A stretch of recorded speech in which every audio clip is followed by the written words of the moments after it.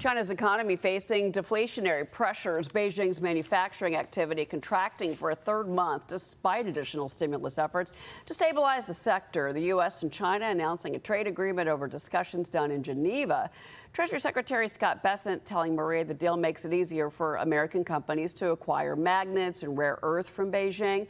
Maria sat down with the president on Sunday Morning Futures. He weighed in. Watch. You've announced an agreement with the Chinese Communist Party, where China will export the rare earth minerals. Yeah. What does that mean in terms of this upcoming tariff structure? We have to do something about the deficit because we have a big trade deficit with China. Biden let it get up to $1 trillion. Think of it, $1 trillion deficit with one country. He let them just take them over the coals. We're not going to do that. But we're doing a rare earth deal, but we're also doing, remember, we have all of the airplane parts. They can't fly their airplanes without us. So we had, some cards also. But it should have never gotten that way because we should have been doing they call it magnets. It's a rare earth, but they call it magnets, a specific type. And they're making those magnets for us right now, and things are well. And we have a deal with China. It's a good deal, I think, hopefully for everybody. Joining me now, Gatestone Institute Senior Fellow Gordon Chang. Gordon, your reaction? Well, first of all, it's good that the Chinese are going to start to export rare earths again. But we got to remember, they already promised to do this on May 12th. And apparently, we have made additional concessions by lifting certain restrictions. Those restrictions haven't been named. I'm concerned that what we have done is we've taught the Chinese to violate their trade deals, because if they violate them, we'll give them extra benefits. But, if we look at the bigger context, I think this is really good in the sense that we're stalling, in a sense, that we are spying time for us to be also to start mining and processing rare earths, and for our partners to do the same. So that will reduce China's leverage over the international community. So long term, I think that this is a good deal, although in the short term, I think that there are some pretty bad lessons we're teaching the Chinese. Well, but another part of this China trade deal, and we don't have any details yet, but we've been told multiple times a framework is in place. Do you think that part of that is the TikTok story? Because when President Trump spoke with Maria, he said that he's got a buyer for TikTok, but President Xi Jinping has to agree, and we'll know in a couple of weeks. Do you think that that's folded in? Well, probably when they had discussions with the Chinese in Geneva, a lot of topics came up that were not necessarily related to trade. And I'm sure TikTok was one of them, because the Chinese here have been stalling us. And there hasn't really been a deal, and they haven't given their approval for it. And it's unlikely for them to do so without extreme pressure from the United States. So I'd like to see a TikTok deadline enforced.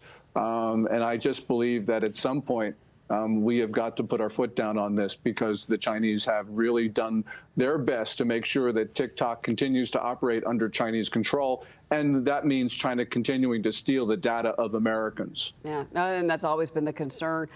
So what about these tensions between China and Taiwan? Things have actually gotten a little bit worse. Czech military intelligence revealed a plot by Beijing to have Taiwan's vice president followed and physically intimidated. The Taiwanese vice president writing on X, the CCP's unlawful activities will not intimidate me from voicing Taiwan's interest in the international community.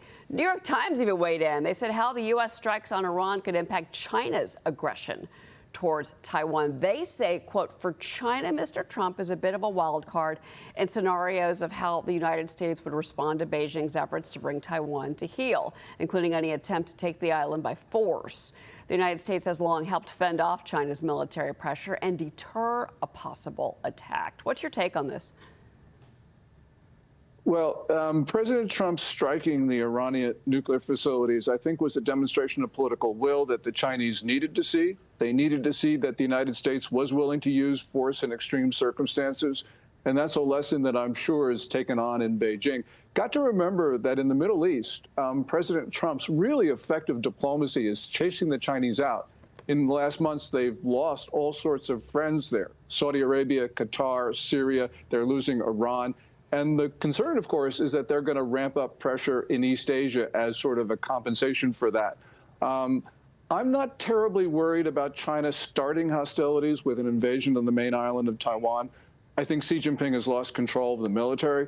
But this is a really bad story, Cheryl, because we've seen very provocative Chinese military activity along its periphery, from South Korea in the north to Australia in the south. If one of those incidents spirals out of control because of the intense infighting at the top of the Chinese political system, I don't think Beijing will be able to deal constructively with it, which means that a small incident could really spiral into region-wide war in East Asia. All right. Well, before you go, I've got about a minute left here. Gordon, Beijing responded to NATO chief Mark Rutte's warning on China's massive military buildup. And now China could use Russia to divide NATO's attention and then move into Taiwan. So Beijing says this is misinformation. Rutte is trying to vilify normal military development. Do you believe that? I believe anything is possible right now. The situation we have resembles that before World War I, when things were just so complex that leaders couldn't manage the situation. They couldn't figure out who was on whose side.